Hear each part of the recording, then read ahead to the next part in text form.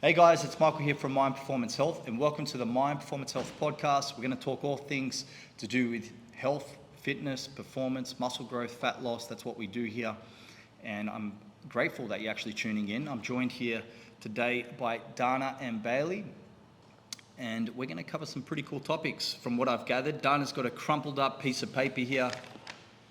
She's the boss. She's got the topics that we're going to be covered, so we'll see how it goes. I'm excited. I'm excited too. This one's a pretty cool one. This is a good one. Yeah. Well, let's dive into it. What's the topic today, Dana? Well, we're basically going to discuss what is your why. So why are you doing what you're doing today, and pretty much how you got here and how you started. Cool.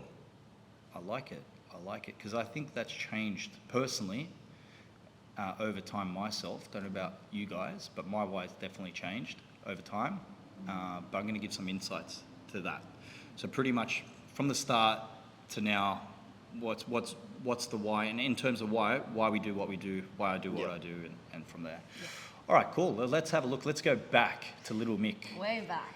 Dinosaurs, I had longer hair, a little bit of pimples, a lot skinnier, lanky. But shredded. I was lean. I was lean. Not big enough, but lean. But yeah, look, I grew up, I've got two younger brothers. My dad played rugby league, so he was always into training sports. And I suppose I was influenced off him. Plus, as the usual, you kind of see like Arnold Schwarzenegger on the TV and whatnot. So I was influenced by that kind of culture as well. And so I played a lot of sports. I played soccer, basketball, cricket, played all that kind of stuff, rugby league. And then I stepped foot into the gym around 13 years old, just at a local gym owned by just a family. And like a lot of, I suppose, ladies and men, I was hit by the bug pretty quick. Like you could see, and you're like, yeah, you're skinny, and then you go one day and you're like, oh, in the mirror, you're like, oh, I'm jacked. And like nothing's really changed a day, but you feel more jacked. So, and had no idea, like I had no idea what I was doing. So I'd just go like 6-7 days a week, train weights, be sore, didn't know what I was doing in nutrition. But like you said, Bailey, newbie gains, started to see results. And so I was hit by the bug pretty early. And just not even that, I noticed what it did confidence-wise for myself personally. Yeah. And yeah, body and all that as well. But started to grow some confidence and really fell in love with learning ways to grow muscle. That was my goal while I was younger. So I went through that process. I did other sports in between, boxing, kickboxing, and all that kind of stuff.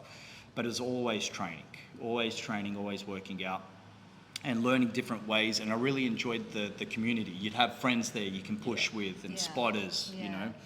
So myself personally, I just really enjoyed that environment, that culture, and the changes that were associated with it. And it just became part of my identity. Now, like I said, it started off with myself just doing it for confidence, self-image, and I just noticed how it did influence my life in a positive way. And then I just noticed a lot of people and friends were reaching out to train with me. They wanted, from different schools, from everywhere, they just were like, hey, I want to come train with you. And then they would get results when they were training with me because we'd push pretty damn hard, right? And then maybe in a way before I even started coaching, that was like the introduction of me helping and coaching others, right? Because they'd spot, we'd push really, really hard, and the intensity was high for where we were at. Everyone's got different levels. And then, you know, what made me get into coaching, I was in a trade business. I was working the commercial commissioning, air conditioning, all that kind of stuff. And I didn't like the culture. I didn't like the environment there. And I was always training. I was always into it. And then one day, I'll never forget it. I love this. I was working at Barangaroo in the city, and I was downstairs in a car park, and I was with a friend of mine. Shout out to Heath. And there were two tradies in front of us, and they bent over, and I could see their bum cracks. Bum is back. Right? And then I was like, I can't do this no more. That was a turning point. No joke. That was a turning point. Yeah, so then I went all in on what you see today with My Performance Health 7-8 years ago. I went on the pursuit of, and to be honest, I saw a gap. I saw a gap with personal trainers. I didn't think they were professional. I didn't think they delivered on results and their promises. And I just saw a massive gap in that market. So I went all in, put all my money, time, effort into studying, upskilling. What helped was that I was leading by example, I think. Competitions, fighting, boxing, performance, all that kind of stuff helped, and especially that I valued it. I think that's one thing personal trainers, some of them don't value their own, progression with their health and fitness personally. So that helps. But I just went all in. So I was fortunate enough to have a really good network where I could learn from, not just training, but everything from psychology to nutrition, functional medicine, and had a really good network throughout the world of some of the top in their field that dealt with athletes, that were functional medicine practitioners, everything. And then from there, I just invested my time and resources into that, grew up a client base, and just my focus was just delivering the best service and best results I could for that client. Yep. And that's just how we've grown over time. It's that simple, right? So learning new ways, systems, adapting to it for our clientele. And then, that's led into where we're today. So we opened up here, 2020 during COVID, we went into here when the world was going crazy. And, we've been pushing ever since and growing ever since. And it's the same kind of mission. Now, my why, like I said, changed. I saw a gap and then went hard and burnt the boats. Like, burnt the boats to go hard with this business. But now it's changed. I've got a family. I've got my kids, so it's changed more. Instead of me personally, it's more so, with my wife and kids, more so I can be the best for them. Yeah. So I think it has changed over time, my why, but the mission is still the same with what we do at MPH. We want to deliver on our promises, try the best we can to help our clients and help our team. That's pretty much a run through of myself, Dana. But with your training as well, Yes. you started obviously weight training at quite a young age. Yes. And then from there, where did you kind of go? Or what did you go into? What else? So training at a young age. What do you mean by go into? Well, I know that you did some fighting as well. Yes. Like that? Yeah. Yeah. So I started gym, like weights, bodybuilding, I would say, and then a few years later went into boxing and kickboxing and fought in K1. And to be honest, I actually loved that, like just as much as what bodybuilding was doing. So I would put on a lot of weight, bodybuilding, cut a lot of weight, 20 kilos to fight, because you have to weigh in and fight. But what I really liked about that, and it helped me with who I am today, identity-wise, is the dedication and sticking to a goal. And it's all on you, to be honest. Like in that world, like once you go in the ring, It's you and you win. it's you. Yeah, a lot of it comes down to yourself and what your preparation's like. So it taught a lot about dedication and all that as well. Fighting was just a part of it. It's more so the dedication that I enjoyed and the skill development. I did that for a fair few years, and then ran into some roadblocks with that, with gyms getting blown up and whatnot, and just a bit of messy stuff. And look, at the end of the day, I could have continued. It's all on me. I could have just found different places. But, I just went all in on what we see today with MPH, with it as well. So, does that answer your question? Yeah. Cool. Yeah. I like it. Cool. Any other questions? When's your next physique comp? Oh. Physique When's comps, the next one? Yeah, so physique comps I've been doing for a little while now. And why do you do physique comps? Good question, That's a good right? question. Very good So question. when I first started personal training, even before I had my certificate to legally do it, whatever you want to call it, I had physique competitors, right? They were like my first clients. Okay, so Ever. yeah, Yeah, They're the really. ones on the Yeah. wall ups. some of them, yeah. Oh, yeah. So my first kind of, because I had the athletic background and Yeah, that, so I had a bit of a network. And they were some of my first clients. So I've been helping physique competitors since the start, even before I could, like I said, legally have a certificate to say I can help. And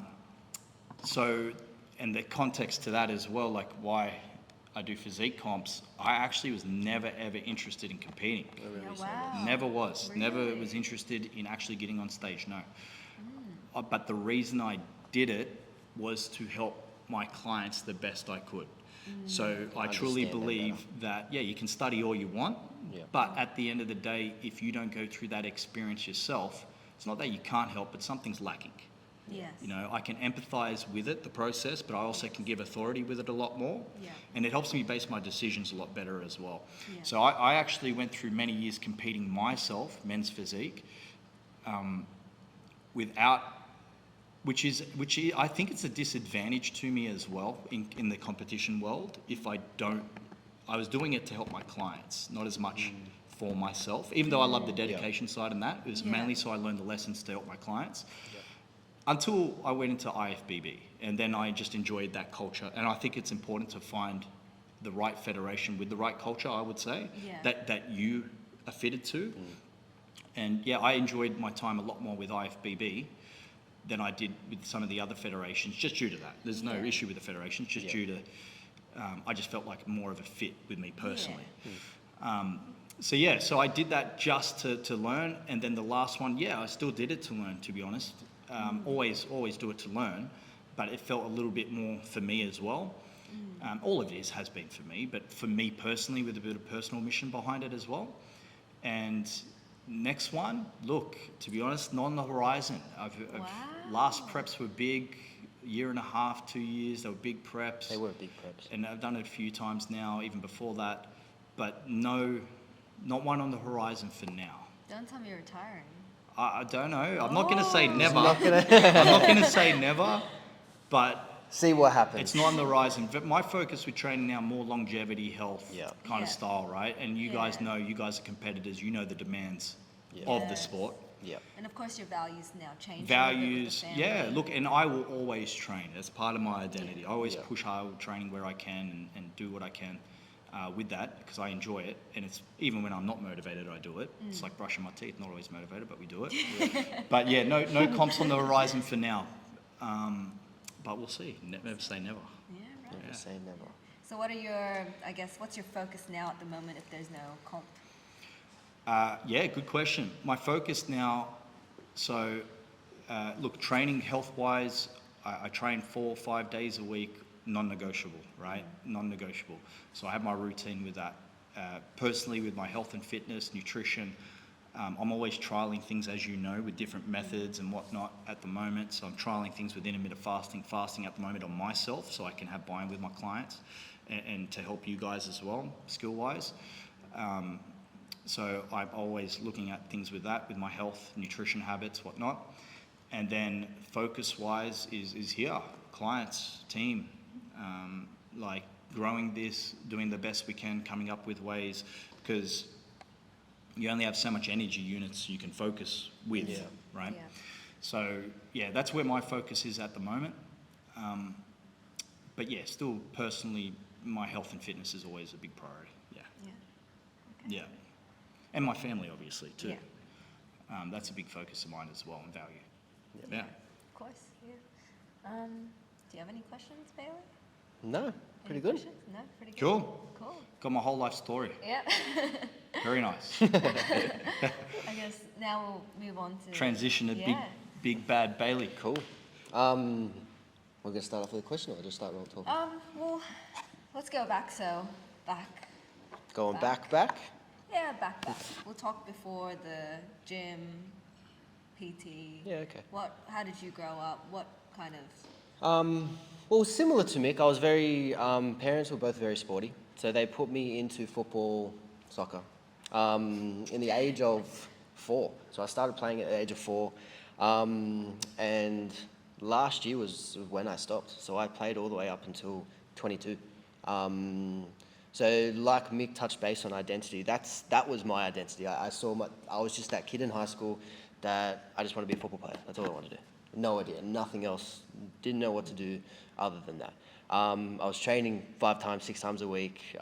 Like we had gym sessions, but it was all purely focused, really just performance for football.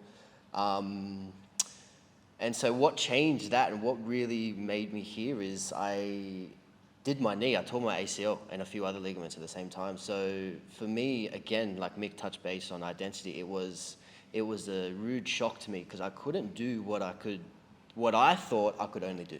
At the time, I was like, all I do is football. That's all I can do. And all of a sudden, in a blink of an eye, I couldn't do that anymore. And so there was that identity of like, I can't do this. I don't know what else to do. So there was other stuff that was going on at the time where I was like, I don't know who I am. I went through all that. So it was a big life lesson there through that. So it gave me more time and opportunity to find myself in other ways, which led me to the gym, to be honest. I was doing my rehab. I stepped the foot into the gym at the age of 15. Like I said, I was in and out with the team, with football, but specifically by myself, signing up to a gym, I was about 15. So I was mainly at the time focusing on rehab and all that type of stuff. And then this is when I started watching YouTube, and not a word of a lie, the first person I started watching was Chris Bolson. To this day, I still watch him. And I was looking at all this, I was like, what's all this? This is pretty cool. And then started to fall in love with it. I was like, let's give these weights a go. So I started, and then obviously, like Mick said, you realize the influence it has of how you feel mentally, physically. Obviously, you're starting to see these newbie guys coming in. Again, like Mick said, no idea about nutrition, wasn't optimizing it at all, just having whatever, whenever. But then alone training itself, I still started to see the influence it had. The people around me, again, like Mick said, I had friends saying, oh, let's train. This is cool. Like, you started to train, let's train. And then I started to see results myself, which was pretty cool. And then I started studying just the basic YouTube videos and all that, just soaking up all information I could get with health and with fitness overall. So I fell in love with the journey. It was more of a domino effect. I started seeing physical results. I started seeing a bit of mentally stuff improving through there. And then, like I said, it was just more of a domino effect. I kept seeing these positive things happening, and people asked me questions. And then there was still something missing. Like, okay, I'm getting the results myself. I'm feeling good. I'm getting a little bigger. I was with that skinny, scrawny kid. But then I still was like, okay, I'm getting the results, but there's something missing. I was like, let's take advantage of this more, and let's study more. Let's actually go get, like I said, a piece of paper that I can help people. Because people they were asking questions, and I liked the fact that I was helping people. I liked the fact that I was having an impact on people, or getting them to go to the gym, or influencing other people to go to the gym. For me, that was like a positive feeling. I liked that. I was like, cool, how can I make this more? How can I improve this? So I studied even more, got my qualifications, and then I really knew, I was like, I want to help people. I want to learn more. I want to give knowledge that I have and that I'm learning to other people to have that impact. And I feel truly my purpose is to help people. But then at the same time, I'm very, very passionate and very, competitive. So at the same time, I've always, like I said, identity was football, but then what else could I do? So I got my qualifications, and then I'm here, and I met Mick, and I found MPH, and ever since then, everything's really gone up, which is good. Now I'm a physique competitor, which, again, the reason why, like Mick, is to understand why clients are going through themselves when I coach clients or when I coach competitors. But a little different to Mick, I do actually have a big passion for it. I do love it. I want to see how far I can go with it. I think one of my biggest fears is wasted potential. So I want to see really how far I can go with it. It's not like I'm going to do this, I'm going to do that. It's just a mindset of, let's see how far I can go with this. Doing my best. And at the same time, like Mick said, it's once clients do come walk into the door and they have that similar goal, you can connect with them straight away. It's like, yeah, cool. You can understand being in the trenches of being in a diet or being a couple of weeks out from show or low on energy, low on this, low on that, but still doing what you need to do. So I feel that's very, very important. So now that's why I'm here today, competing, coaching, upskilling as much as I can, and improving every day. And then now here we are at the end of the year. Excited for what next year has to bring, and for my personal goals, it is road to pro. So we'll see where that happens. Road to pro. Hopefully, that's what we're aiming to. So I hope that all made sense of why I'm here and what made me be here now. And yeah, Yeah, any more nice. questions? Yeah, I do have a question. So, obviously, tore your ACL and some other ligaments. Any thoughts? Any thoughts of going back, playing again? I do get this question a lot. It's like my heart says yes, my mind says no. Logically, it's Logically, it's not a smart decision. My surgeon said that it's not a smart decision. My heart, I feel like there's a missing part, and that's always going to be football. There's only so much watching I can do. There's only so much. Like I was even thinking the other week, to be honest, I miss it so much. I feel like doing maybe going back into coaching kids into it again. But then I was just thinking again, like, oh, it's going to take time from here. It's like my main focus is this, so it's okay. I won't do it.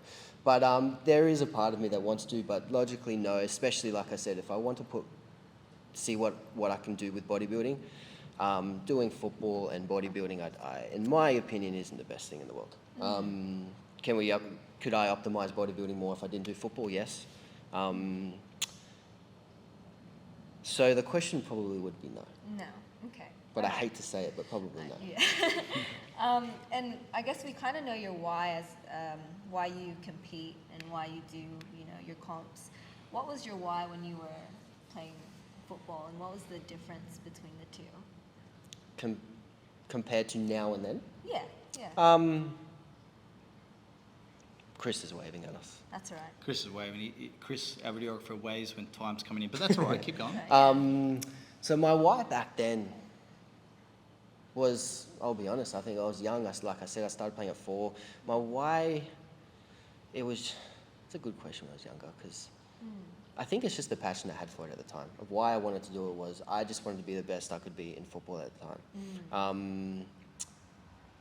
There was no reason why to stop it. It built so much friendships, the community we had, and I was learning. There was a certain period of time in a team that I was playing for. It was the hardest coach I've ever had. I built I was improved mentally, physically. So really, the why was just passion. Then I wanted to be the best footballer I could have. I had opportunities here and there, but then injuries came, and then it was just hard. But comparing to now, I think that the why now is more meaningful. The why I want to do things now is to lead by example. Why I want to help people. Why do I have the impact on people? And like I said, I have a very competitive side to me, so I always want to do things. Yeah. I always want to be keeping on edge, even if that's within myself. So the jump from football to bodybuilding, it was different, because the competitive side was like, I'm going to be against someone Saturday, or I'm training, I'm going to be playing a game on Saturday. But with bodybuilding, like, you're on stage once a year, or a couple times a year. So it's finding... And most days it's you against you. Yeah. Yeah. So it can be a lonely sport, but I don't look at it as that in a negative way. I love that, to be honest. You learn the most about yourself. I feel there's no better sport than bodybuilding to really learn about yourself and push yourself, because it can be a lonely sport. It can be. You have your coach 24/7 to call, but at the end of the day, you like Mick said about boxing. Once the time comes, it's you. Yeah. You got to do it. So the why I feel now definitely is more meaningful, because it has more impact on people. It has a bit more impact on myself, because there's things I can learn from bodybuilding and coaching and put it into different aspects of life. I feel. And I feel that's why it's a much more meaningful why now.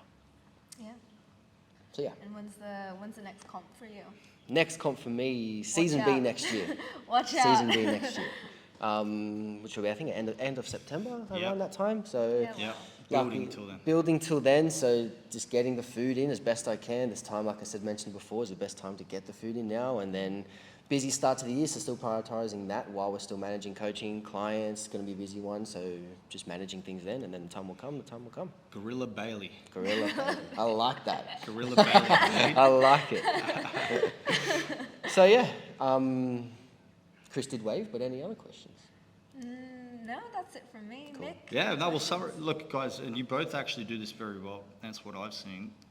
Like even yourself, Dana. We've gone into your stuff before in other episodes. But use value training, and not just training, use progress. Like we're in here lifting weights, it's what we do. And doing things like fat loss phases or doing things like building phases. You learn things about Yeah. yourself, but also things you can give to others, lessons. And I think don't just do that for 12 weeks and stop. You do that continuously. Yeah. You know, sure, you get sick here or something happens, but on the average, you're always, you know, pushing forward. And I think that's credit to both of you. And like I said, the gym can change a lot of things. It's a simple kind of concept, bit of Yeah. weights, you put it here, you lift them up and lift them down, you know, but it can have a positive impact on your life, Yeah. but it can also help you impact positively on others' lives. Yeah. So that's credit to both of you two. You're both smashing, like you're both comps, working on yourselves, you know, and yeah, we're not always motivated to train, which we'll cover in another topic, but it is just part of who you are. You rock up, you get it done. You rock up, you get it done. And that's why you get success in the game. You know, Yeah. sometimes it's not good enough. You may not get a placing if we're talking the concept of physique comp, but we do it to always be better, Yeah. you know, or not get the placing you want. And I'm just saying, not saying that for you guys, just saying it for anyone. So, but it's the game of self-betterment, Yeah. you know, so I think you guys lead by example very strong with that. So I agree with that, yeah. Cool. Cool. So like I said, Chris waved to us. That's usually a sign we've got to wrap it up. Sometimes we disobey his orders, like we have now. But guys, thank you for tuning in. If you come to the end of this podcast, once again, it's myself, Michael here, Bailey Dana from My Performance Health Personal Training. If you need any help with your health fitness goals, you don't need to be a physique competitor. Obviously, we help physique competitors. But most of our clients, you know, are those that are looking for a little bit more attention to detail with their health, fitness and body transformation goals. So if you want to learn more, you can reach out www.myperformancehealth.com.au, book in a quick discovery call with our team and see what we can do for you. We're here to help. So thank you for tuning in. Looking forward to the next episode, guys. Thanks.